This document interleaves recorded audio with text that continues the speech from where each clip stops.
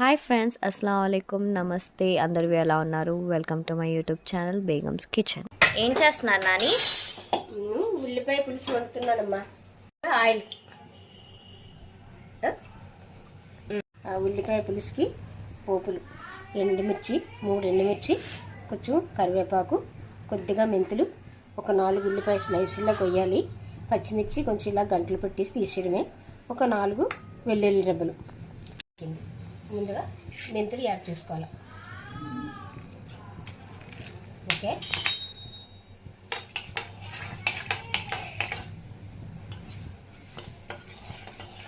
ఇప్పుడు ఎండుమిర్చి, కరివేపాకు వేయాలి.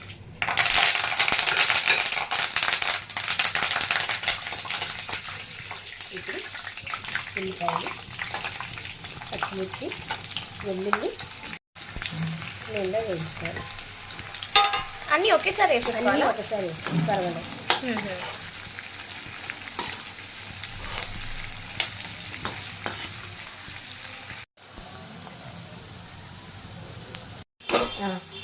ఉల్లిపాయలు కొద్దిగా వేగాయి. ఉల్లిపాయలు ఇంకా మగ్గడానికి కొంచెం ఇందులో సాల్ట్, 1 స్పూన్ సాల్ట్ వేసుకుందాం. సరే, తొందరగా మగ్గుతాయి.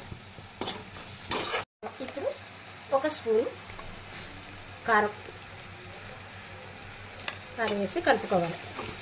ఓకే,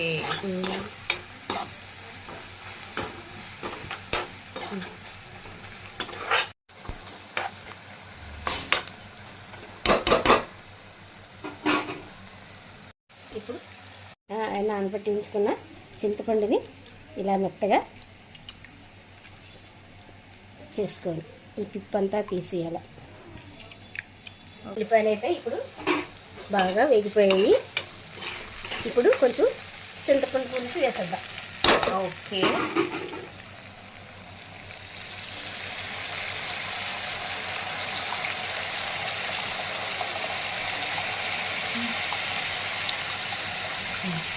ఎక్కువ రసం పడుతుందా? కొంచెం పడుతుందమ్మా. ఎక్కువ పడుతుంది కానీ ఉల్లిపాయ ముక్కలు విడిగేలా వేసుకుంటే మరిగేసరికి కొద్దిగా చుక్కు పడుతుంది. ఓకే, ఉల్లిపాయలు బాగా మునిగిపోయాయి. బాగా మునిగాయి. ఇది మూత పెట్టేసుకొని ఉంచుకోవాలి. మంట ఏదైనా తగ్గించాలా? మంట వద్దు, పైన మంట మీదేనా? సరే సరే. ఎన్ని నిమిషాలు ఉంచాలి అలాగా? ఉండాలి, ఒక 10 నిమిషాలు ఉండాలి. ఓకే, ఒక 10 నిమిషాలు అయితే బాగా మరిగిపోయింది. బాగా మరిగింది. ఇందులోని 2 స్పూన్లు పంచదార, బెల్లం ఉంటే బెల్లం వేసుకోవచ్చు, బెల్లం లేకపోతే పంచదార వేసుకోవచ్చు. ఎందుకు? తీపిగా ఉండాలి. పులుపు ఉడిగడానికి కొంచెం పంచదార వేసుకుంటాం. చింతపండు పులుపు కదా, చింతపండు చిన్న తీపి కూడా యాడ్ చేసుకుంటే పుల్ల పుల్లగా, తీయగా, కారంగా ఉల్లిపాయ ముక్కలకు బాగా పడుతుంది, బాగుంటుంది కూడా. ఇంకాసేపు ఉంచుకోవాలా? ఇలాగే ఉంచుకోవాలి.